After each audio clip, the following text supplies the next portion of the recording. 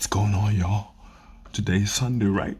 You already know what's going on. Horrors on Sunday's about to start. Now, y'all might not come, alright? Y'all know I'm scared as shit, right? Hey, I need y'all help, man.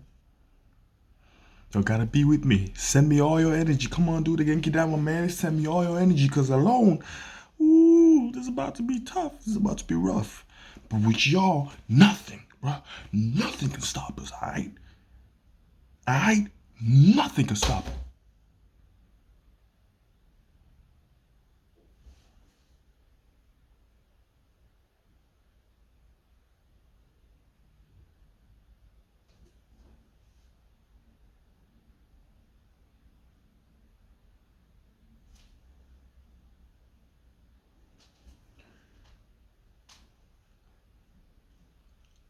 Let's get this over with, man. Hey, y'all, you see that?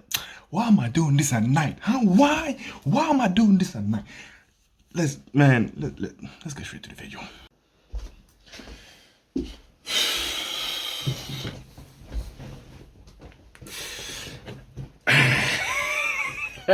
We back. Hey, it's Sunday once again. Horrors on Sunday. Hey, man, let's just hope this is not too scary, man. Today, we're gonna be reacting to 3 disturbing true scary stories. 3? Are you serious, man? I don't even know if I can handle one. Anyways, it's your boy EJ, aka the Sauce God, aka the King and the God of YouTube, aka the real chosen one. Now, without further ado, hey, let's get straight to this, man. Let's just get it over with, alright?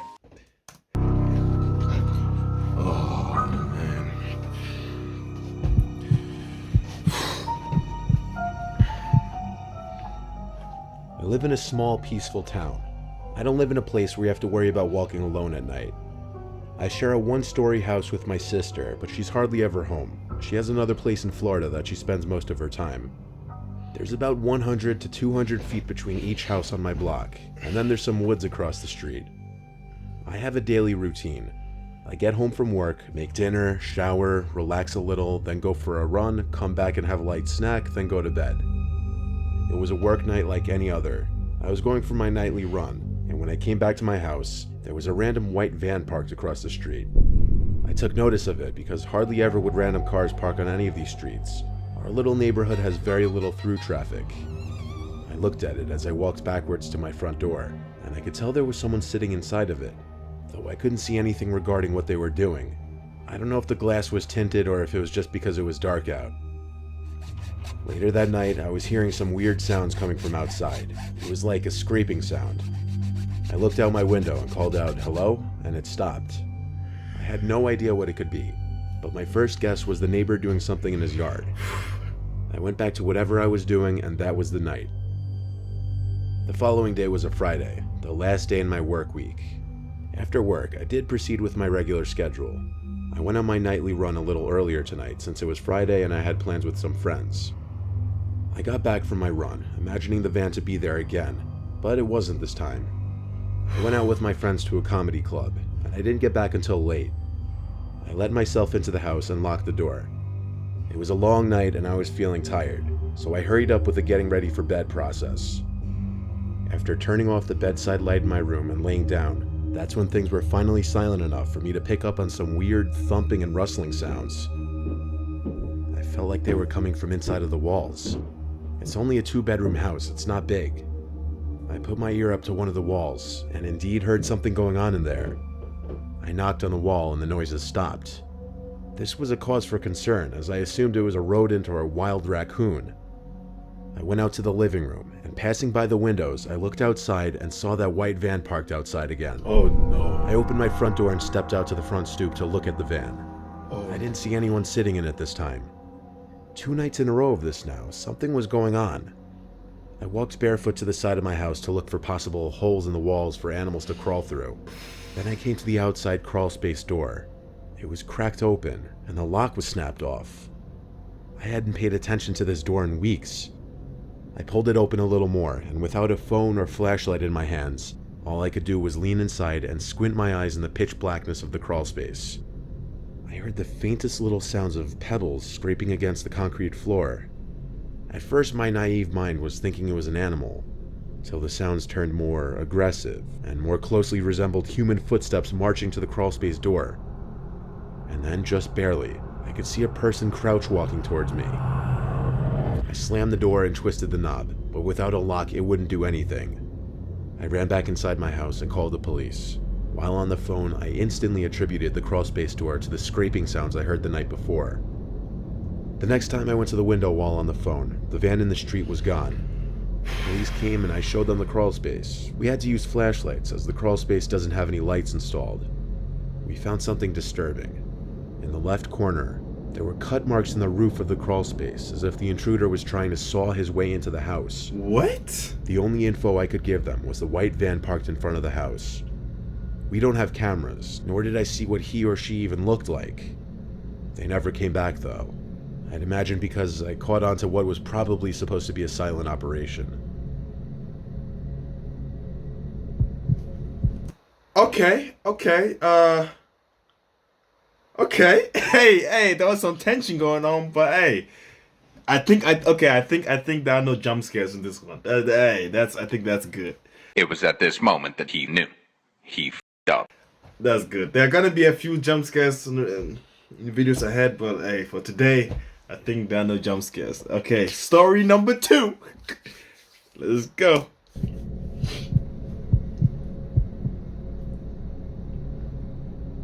My family has a summer home in Arapahoe National Forest of Colorado.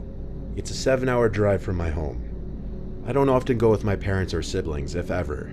I go alone for the purpose of hunting and detoxing. I've probably been up there a total of 40 times in my life. The last time I went was a few months ago, but I don't really like going alone anymore. Here's why. It was 2017. I just pulled my truck up the old dirt road onto the grass of the property. There's no real driveway, we just park wherever on the grass really. The house isn't huge, it's modest but nice for a vacation home. I parked up next to the front deck. This was in the dead of summer, but the breeze there was still nice and cool. I let myself into the house using the keypad lock. We don't use physical keys in fear of losing or forgetting them. I was the first one there in quite some time, so I had to turn on the electricity and water heater. In the meantime, I unpacked and ate the lunch I brought with me.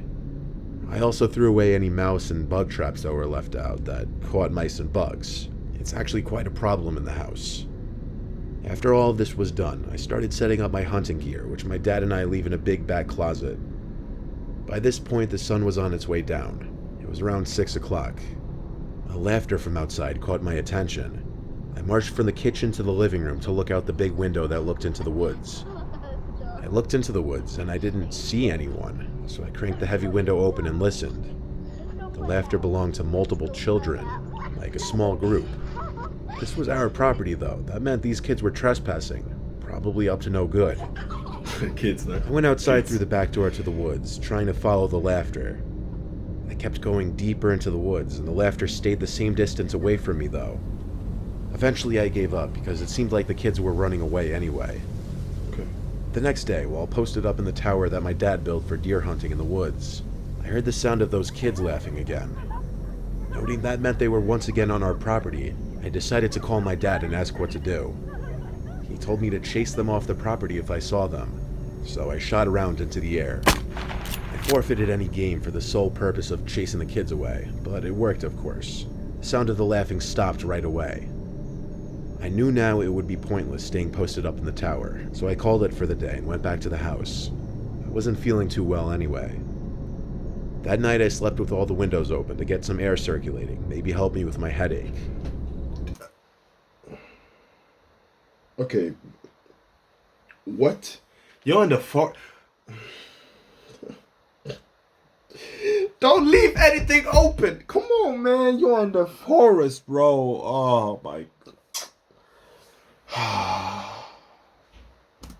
Then he came back. The sounds of the children. At this Wait, at crazy night? hour. It had to be past like 11 at this point. I climbed up the bed to look out the window. Of course, it was too dark out there. Sure. I had enough now, though. I grabbed my Winchester from the closet and a flashlight as well. I didn't have intentions of shooting kids, just scaring them off with a round or two. Don't do I went it. out the back door towards the woods again, where the laughter was coming from. The laughter was louder than any other time before now. Like, it seemed like they were 20 meters away at most. I yelled in a strong, commanding voice to get off my land. I scanned the woods with my flashlight. It wasn't a very powerful one, though. Then, every muscle in my body basically went limp when the volume of the laughter went from 30 to 100 in a matter of half a second. Then something landed on the ground next to me. It was an old-looking speaker. The sounds of kids laughing was blasting through it. I picked it up and threw it back in the woods, then aimed the light back in the woods. At one point, I'm still not sure of it though, but I thought I saw a person standing at the edge of my light. I aimed my Winchester into the air and fired, then yelled a threat, like, "Come any closer, the next round goes through your skull." I then ran back inside the back door and locked it. I closed every curtain. I considered calling the sheriff's department, but all the way up here, any police call would take at least half an hour to an hour. I was better off fleeing altogether. As I packed my bag, I heard a smudge on the living room window. I waited a few minutes in an idle position before slightly moving the curtains, revealing something written in blood on the glass. I didn't take the time to read it. I finished packing my bag, took my gun, took a deep breath, and went outside. I locked the door with the code as quickly as possible, then ran for the car as if my life depended on it. I turned the car on and put it in drive before it had time to finish with those startup beeps. I spoke with my dad on the way home. He told me I was right to leave. Anything in the house wasn't worth my life. I stayed at a nearby motel that night, and my dad came the next day. I met him at the house. Whatever was written on that window in blood was wiped completely off. The house wasn't broken into, and we couldn't find the speaker type thing that was thrown at me. We stayed a couple nights, then went home. I don't know who was out there or why they were targeting me. I really hope that blood was animal blood, though.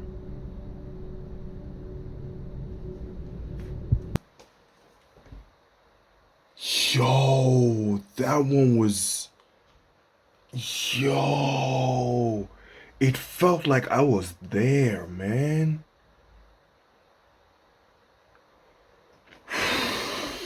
Oh my goodness. Oh.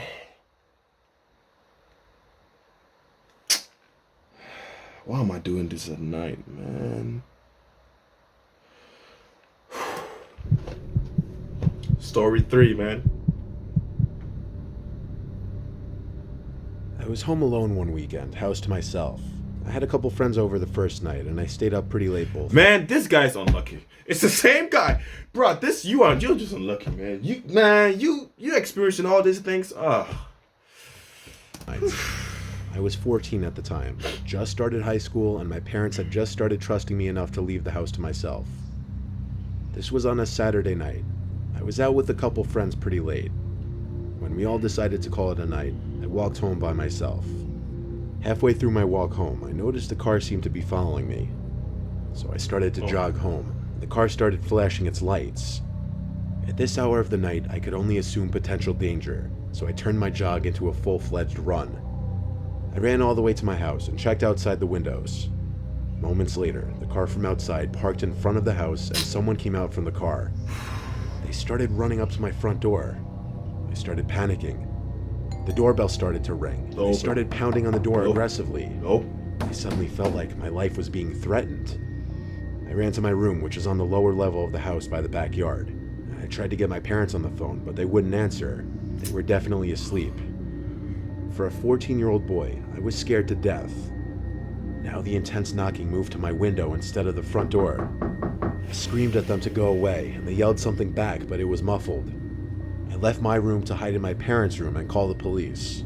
Mid-phone call, explaining that I was followed home and someone was trying to break into my house. The banging started at my parents' bedroom window now, as if they somehow knew which room I was going to every time. I screamed, "Go away." The 911 dispatcher told me not to do that and to keep quiet and stay hidden, but the person banging on the glass started yelling through the closed window, and now I could hear more clearly what he was saying. yelled there was a person in my house. Then he yelled someone followed me home and might be inside my house. Ignoring the 911 dispatcher, I went to the window and asked in a loud voice so he could hear me, "What are you talking about?" He yelled at me to call the police and stay locked inside of a room because someone followed me home and went to our backyard. I told the dispatcher exactly what the man yelled to me. She said don't trust him just yet and to stay in a locked room until the police would arrive at my front door. I didn't know whether the things the man was saying were true or not. Not until hearing footsteps outside my parents' bedroom near the living room. Oh no! Footsteps clonked down the wooden floor of the bedroom hallway. I heard each door in the hall being opened until they got to my parents' bedroom door. The doorknob twisted, but since it was locked, obviously the door couldn't be pushed open. I hid in the closet as the person on the other side of the door started trying to most likely kick the door down, as all I heard were loud bangs. Eventually the bangs stopped. I imagine they gave up. I didn't hear footsteps walking away, but probably because I was in the closet. I was still on the line with the dispatcher. She told me police were outside, to which I suggested the police try entering through the back, as that was apparently the point of entry most likely. They were able to enter through the front door though, as apparently the intruder left through the front. The back door was left ajar after the intruder smashed the glass panel on the door, allowing him to reach in and unlock it. I met the police in the living room. The man who was outside banging on the windows was also there. He told this whole story that as I was walking home, he saw some older man crouching in bush after bush, following me in a manner that conveyed he meant harm. He followed me all the way to my house, as a matter of fact. That's why the guy in the car was following me, as well as flashing his lights. I called my mom, who picked up on the third try. I didn't want to call my dad because I was scared of how angry he'd be. I spoke with my mom on speakerphone, with the police listening and contributing reassuring words to my mom. The police dropped me off at a friend's house that night to sleep there, and my parents started driving home that night and got home early the next morning. A police officer parked outside our house for a few hours before driving off. Nothing was stolen at all to our knowledge, and if the intruder didn't break in to rob us, that means he really was just after me, and he came after me in my own house.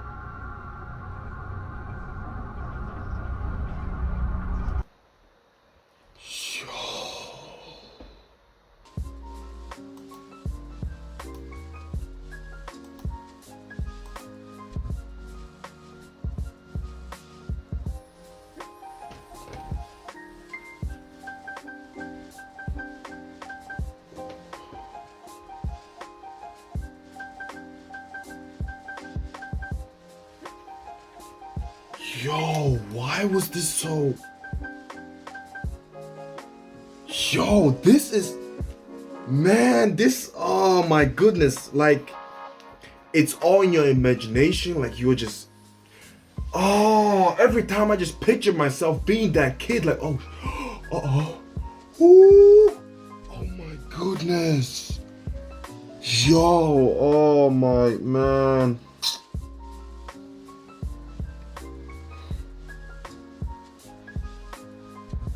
I'm gonna be sleeping good tonight. Yep. I'm gonna be sleeping so good tonight. Alright, so good. Hey, anyways, I hope y'all enjoyed this video, alright? Please don't laugh at my pain. Hey. Man, I hope y'all enjoyed that video. If you enjoyed that video, hey, leave a like. Subscribe if you want to, man. Hey, share it with your friends. Let's hope they don't get scared as well. And I'll see you on the next one. Alright? Peace. When the telephone connection between these two terminals is made, the newest form of electronic journalism lights up Mr. House.